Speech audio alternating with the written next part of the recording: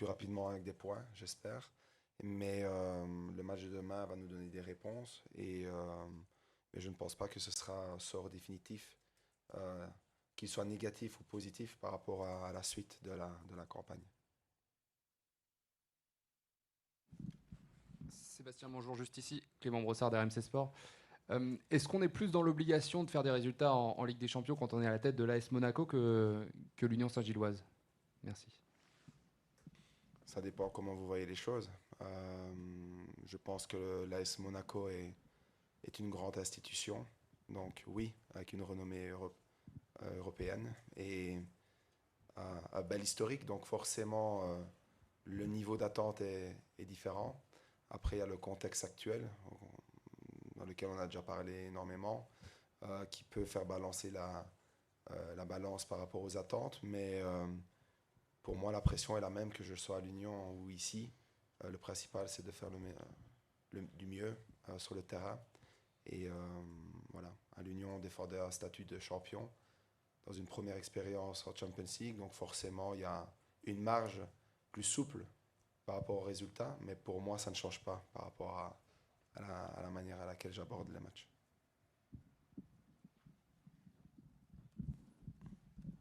Bonjour Sébastien, Antoine Momon de Longjual du journal L'équipe. J'aurais deux questions, une sur le groupe. Est-ce que tu peux nous dire qui sont les absents, s'il y a des retours? Et une deuxième question sur Thilo Kehrer, qui a connu un début de saison un peu compliqué ici. Il n'était pas forcément titulaire.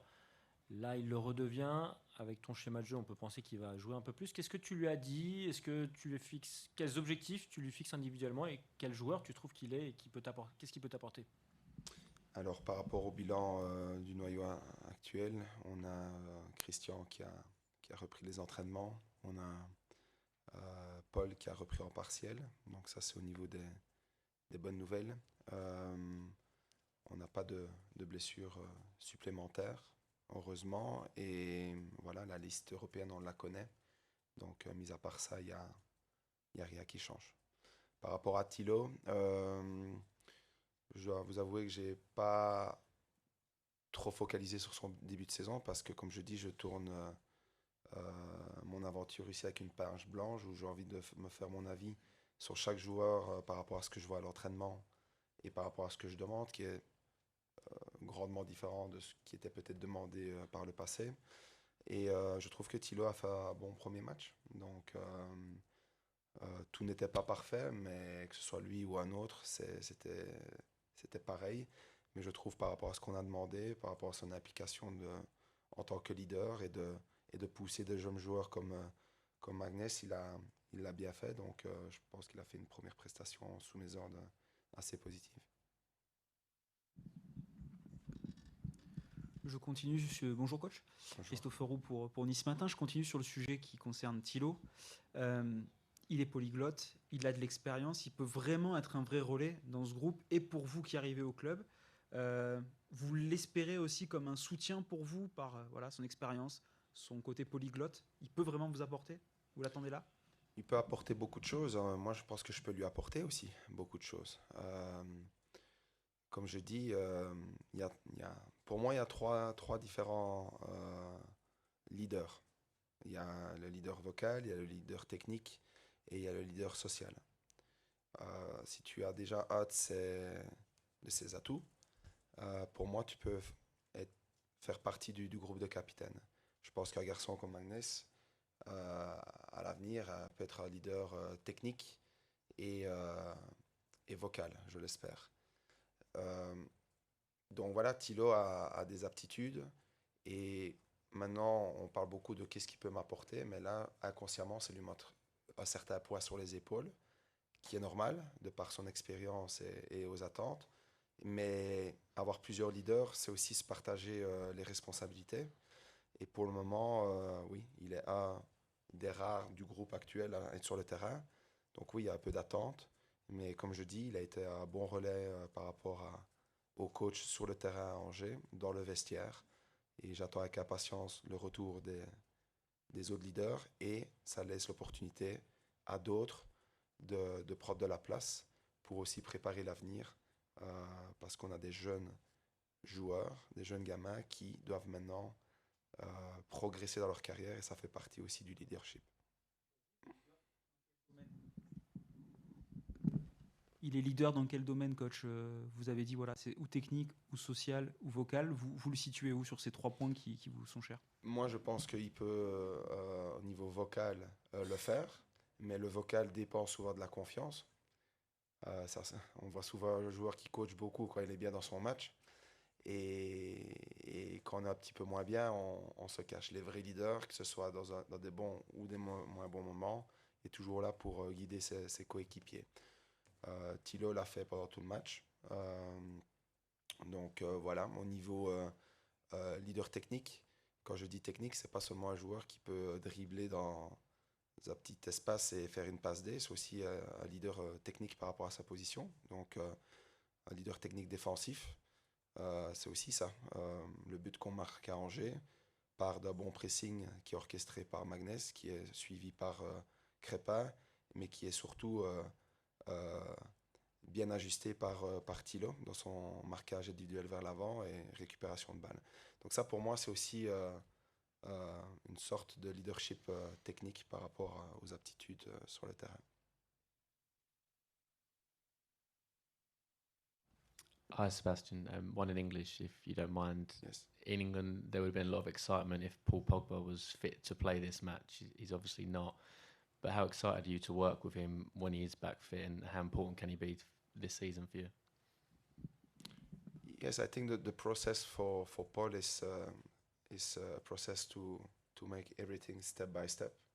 Yesterday, he joined the group for the first time under my coaching, and he was smiling, he was enjoying, and he was interacting with the players. So for me, that's the first step. This step can take days, can take 2-3 weeks, and then we can build on this through the performance and the consistency. So yeah, that's the first step, and here we are with him. So that's the situation, and I'm very pleased for sure to see him on the pitch. Hello, Sebastian. Another one in English. I think Eric Dyer is injured tomorrow for the game. Is that right? And if so, how disappointed is he to miss out playing his former club? Actually, it was more general disappointment to be injured because I felt that he really wanted to start the journey with me on the weekend, and he was really upset with the injury. So for sure, in parallel, that he missed a game against Tottenham, it can be deeply disappointment for him. But we didn't discuss about this actually. Sébastien, ici à nouveau. Comment vous pouvez évaluer cette première semaine là à Monaco? Est-ce que vous avez découvert des choses? Je parle évidemment des joueurs dans votre relation avec les joueurs, mais aussi de l'environnement. Voilà, est-ce que vous pouvez faire un petit bilan déjà de cette première semaine? Cette première semaine, elle a été très intéressante parce que voilà, j'ai dû apprendre à connaître tout le monde ici.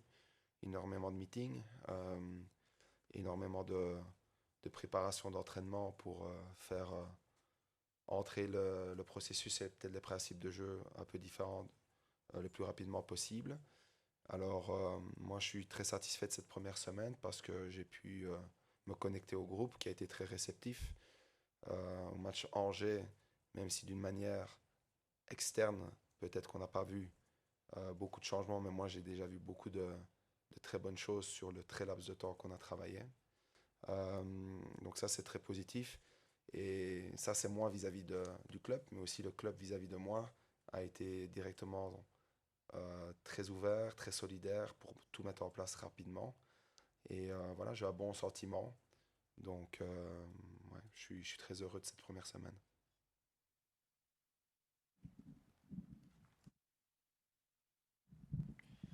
Hi, Sebastian. During your playing time in Belgium at the start of your career, I read online that Tottenham were once supposedly interested in signing you. Do you have any recollections of whether that's true? And also, do you have any memories of playing against Tottenham during your time in England? Yeah, it was a long time ago. So it was, I think, the same time that Monaco was interested, but I was 16, 17 years old. So it's a really, really long time ago. For my player time, I played once in the old stadium of Tottenham. I think the coach was Pochettino. I don't know if Eric played that game. I'm not sure. I played against my former friend, teammates Shadley on that game. Was Moussa Dembele also, I think. Yeah, was in the old-fashioned stadium. Was a nice atmosphere. I guess we won 1-0. So yeah, my only reminder of this time.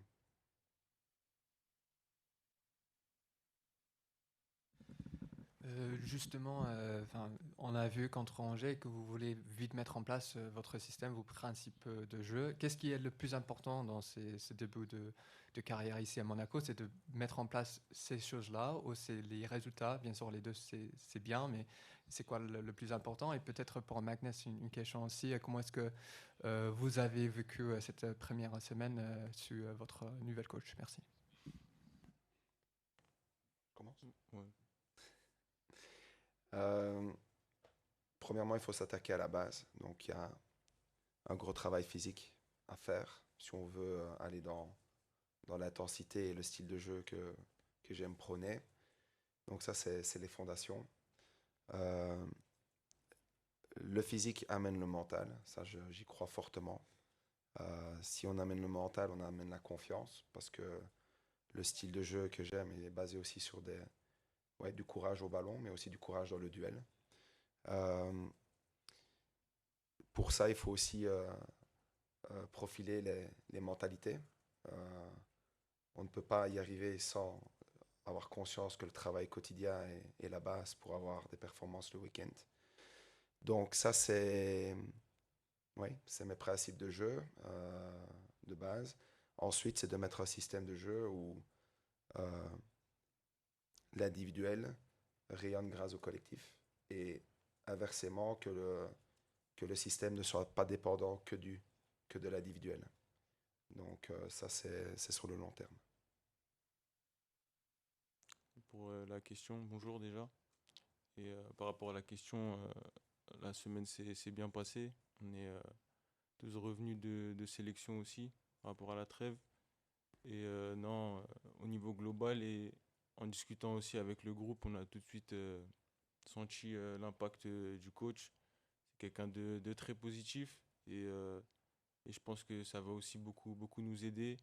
Et il essaie aussi de nous appliquer ce nouveau schéma et on va s'y adapter rapidement.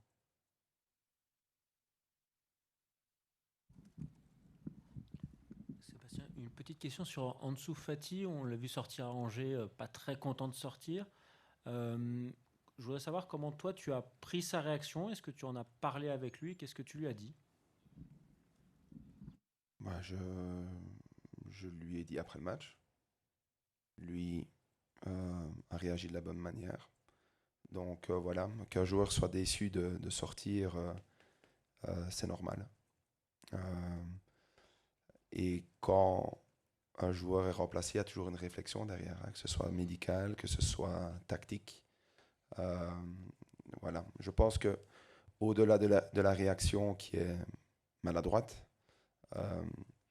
ça me donne aussi beaucoup d'enseignements sur ce qui a travaillé aussi avec certains joueurs. Et je pense qu'en dessous, il y a un peu de contrôle émotionnel. Et voilà. Pour moi, je ne suis pas un coach qui me ferme sur une réaction d'un joueur aussi vite que le joueur adopte la bonne attitude le lendemain à l'entraînement. Donc, ça a été le cas. Donc, il n'y a pas d'affaire plus que ce qu'on a vu, qui bien sûr était malheureux, mais ça ne va pas plus que ça.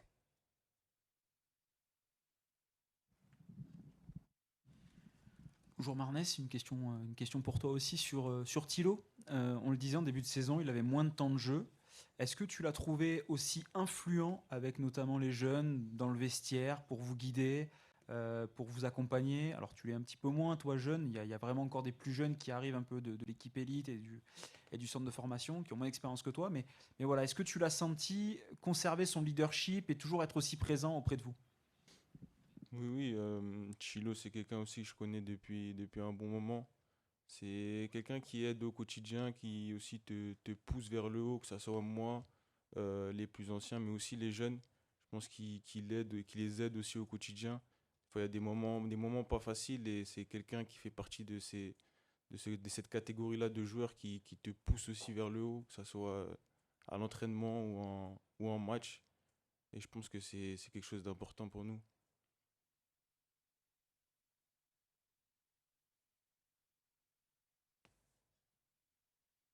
Magnus, c'est un peu la même question que pour le coach. Ça fait 5 matchs sans victoire en Ligue des Champions consécutivement sur les 2 saisons. Est-ce qu'il y a envie de, voilà, vraiment de renouer avec la victoire et d'avoir ce besoin de points pour lancer vraiment cette saison européenne?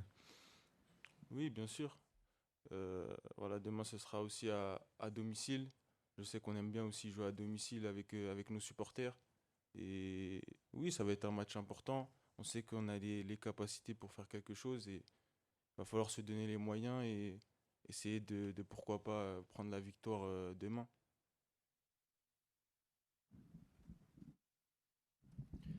Magnus, there were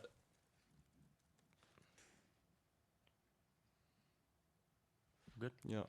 There were lots of stories in England in the summer about Tottenham being interested in bringing you to the club. What was your reaction to those stories, and would you like to play in the Premier League one day?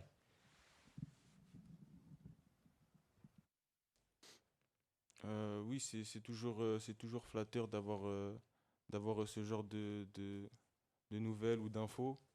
Maintenant, je suis un joueur de l'AS Monaco et demain je joue contre Tottenham et je donnerai le maximum. Et est-ce que je veux jouer un jour en Première Ligue?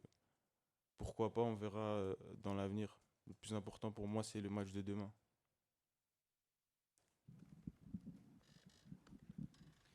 Marnès, est-ce que c'est une question pour vous deux? Est-ce que Thilo parfois est peut-être un leader ou un joueur un peu sous-coté?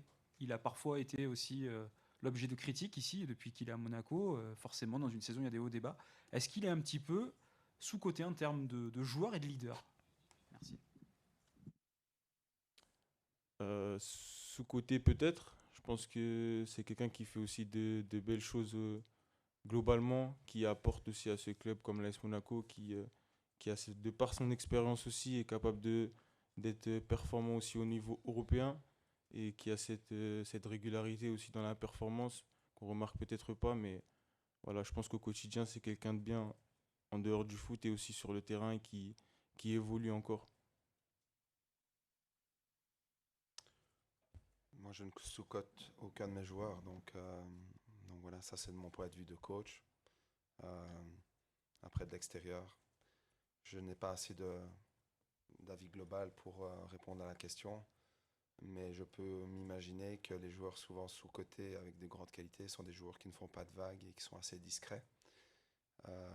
C'est peut-être pour ça aussi, mais c'est assez opposé par rapport à ce qu'on lui demande comme statut de leader, mais on peut être aussi réservé, être pointu et précis dans ce qu'on met en place en termes de capitaine. Donc voilà, c'est peut-être l'image qui dégage, calme, fait pas de vagues.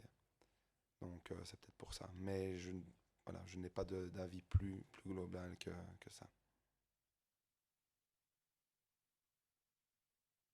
Bonjour Marnès, juste au-dessus.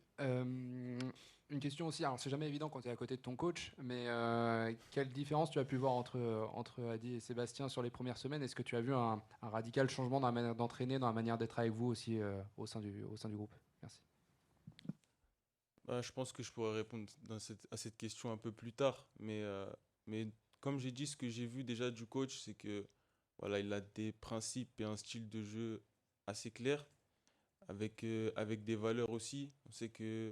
On sait qu'il va falloir aussi du courage, que ça soit avec ballon ou sans ballon pour pouvoir jouer. Et comme j'ai dit, ce qui m'a tout de suite choqué, c'est un petit peu cette positivité et ce que ça peut apporter aussi dans ce groupe. Et pour ce qui est d'Adji, il a fait de bonnes choses dans sa globalité. Je pense qu'il faut garder une bonne image de lui. Et comme l'a dit le coach, c'est une nouvelle page pour nous et pour lui aussi. Et j'espère qu'on va faire de bonnes choses. Un plan un petit peu plus personnel, tu as vécu un mois assez dense avec tes premières convocations, tes premières minutes en équipe de France, un changement d'entraîneur ici aussi à Monaco. Comment tu as vécu tout ça, toi, personnellement? Et est-ce que tu as l'impression maintenant qu'avec ce statut que tu es en train d'acquérir, il faut que tu en donnes plus aussi? Oui, ça fait partie aussi de la vie d'un jeune et d'un footballeur professionnel de, voilà, de constamment s'adapter. Mais voilà, maintenant, moi, je me sens bien aussi. Je suis prêt à répondre présent et essayer de performer au maximum sur le terrain et je me concentre sur ça. C'est ça le plus important pour moi.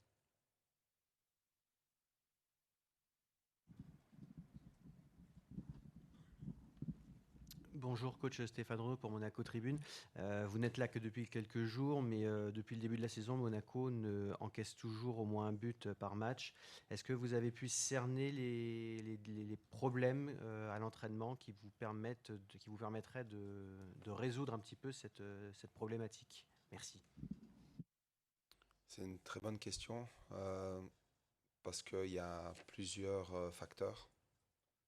Le premier, je pense que le secteur défensif, sur ce que j'ai vu maintenant, est aussi composé de nombreuses blessures et d'absences. Ça, c'est une première chose. La deuxième chose, c'est que pour garder un clean sheet, il faut travailler en équipe qui ne se situe pas qu'à la ligne arrière, mais pour moi qui se situe dans toutes les lignes, dans sa globalité, que ce soit sur la longueur et la largeur du terrain. Et pour avoir un travail d'équipe, il faut aussi un bagage cardio et physique nécessaire pour, dans les moments chauds, avoir la lucidité pour bien défendre. Après, il y a les qualités individuelles. L'envie de commencer le match avec un clean sheet et l'envie de défendre sa ligne avec sa tête ou parfois même pas son pied. C'est imagé, mais c'est ça. Et c'est toutes des choses que je vais essayer d'apporter. Alors pour ça, il faut s'entraîner. J'ai beaucoup d'approches à l'entraînement pour stimuler ça. Malheureusement, on joue tous les 3 jours, donc on n'a pas vraiment le temps de travailler de manière pointue sur cet aspect, mais tout ce que je peux faire, c'est essayer de mettre une structure en place, compenser par ces matchs pour en faire un grand entraînement général aussi, pour progresser au fur et à mesure des matchs. Et voilà, et analyser et travailler individuellement avec les joueurs. Ça, c'est ce qu'il y a à faire. Mais oui, on était à 5 minutes d'un premier clean sheet depuis le mois d'avril. Non pas sans concéder certaines occasions, ça il faut le dire. Mais on n'était pas loin. Donc voilà, espérons qu'on aura rapidement ce premier clean sheet attendu depuis des semaines et des mois. Une question pour Magnès. On a senti que vous étiez un peu plus à l'aise quand vous avez joué pour l'équipe de France. Est-ce que c'était votre ressenti dans ce rassemblement que voilà, tu étais un peu plus à l'aise à Clairefontaine? Merci. Oui, sur ce deuxième rassemblement, je me suis senti aussi mieux. C'est important quand tu connais aussi mieux tes partenaires, mieux le sélectionneur et le staff, c'est toujours plus simple. Et sur ce deuxième rassemblement, je me suis senti plus à l'aise, que ce soit à l'entraînement et en match aussi. Donc je pense que ça s'est aussi ressenti sur le terrain et c'est bien pour moi.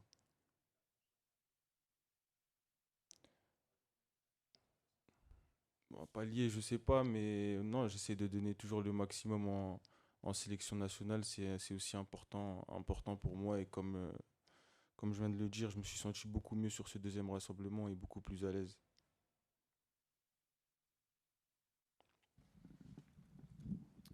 Hi, Magnus, in English. Can I ask you about two of your former now France under-21 teammates, Matthias Tell and Wilson Odeberg, both at Tottenham. How talented are those two players, and have you spoke to them ahead of this meeting tomorrow with Wilson, of course?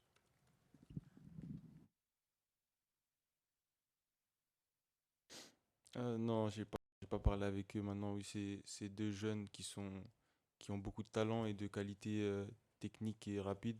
Ce sont des ailiers qui sont dynamiques et qui peuvent apporter beaucoup de danger et qui apportent aussi à Tottenham. J'ai eu l'occasion de jouer avec eux aussi en U23 Et non, ce sont des bons joueurs et ça fera plaisir de les voir demain. Magnus in English as well, please. Because Tottenham are linked with you tomorrow, is there more pressure for you to sort of deliver and show why you're attracting interest? And also, what are your qualities? What do you think in terms of the Premier League? What do you like about the Premier League? Thank you.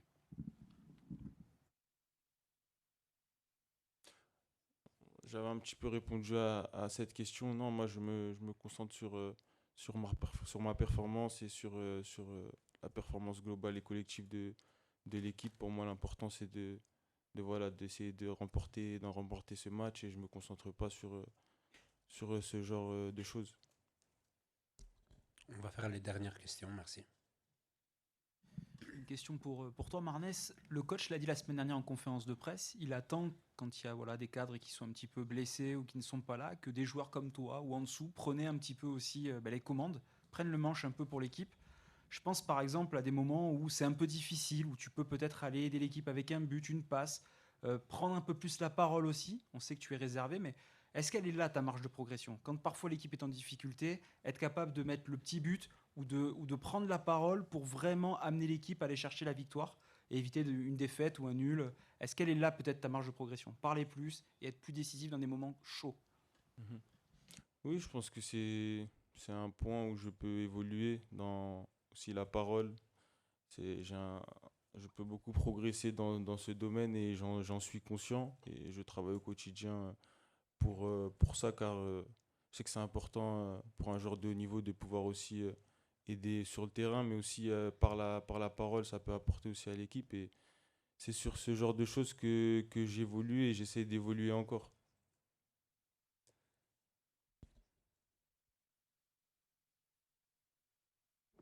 Sébastien, tu as parlé de l'importance de bien se sentir physiquement, athlétiquement pour développer le jeu que tu veux.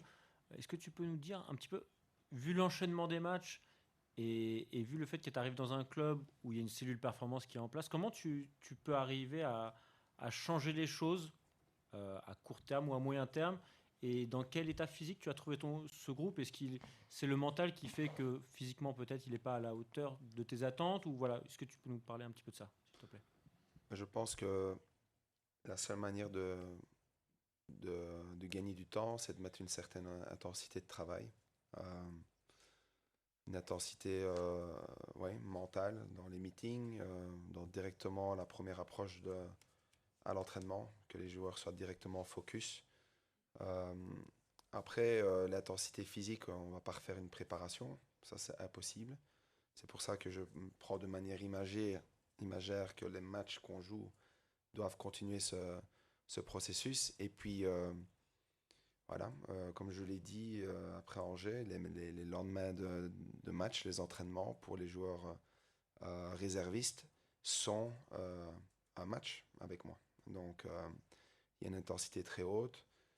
Pourquoi? Premièrement, pour combler les lacunes, mais aussi parce que je compte sur tout le monde pour, à un moment, rentrer dans le système de jeu et pour ne pas être trop dépendant de certaines individualités dans le courant de l'année, qui est parfois dû à un manque de fraîcheur, une blessure, c'est de faire tout le monde prêt pour cet instant. Et mon rôle au quotidien, c'est de faire en sorte que cette intensité soit là, en dehors du terrain, mais aussi sur le terrain. Et ça, c'est le pur investissement du staff et du coach. Donc, c'est tout ce que je peux faire sur ce point de vue-là pour faire accélérer le processus. Merci à tous. Les 15 minutes d'entraînement ouvert à la presse commencent à 16h. Merci.